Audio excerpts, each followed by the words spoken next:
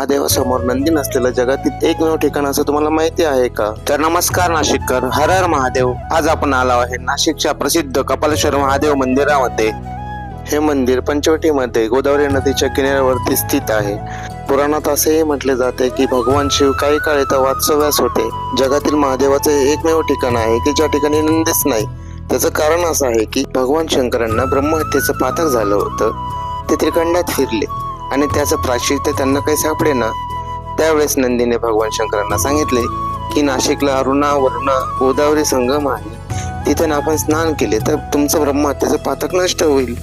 नंदीच्या सांगण्यावरून भगवान शंकरांनी नाशिकमधील या संगमावर स्नान केले. त्यानंतर त्यांच्या ब्रह्महत्येचं पातक नष्ट झाले.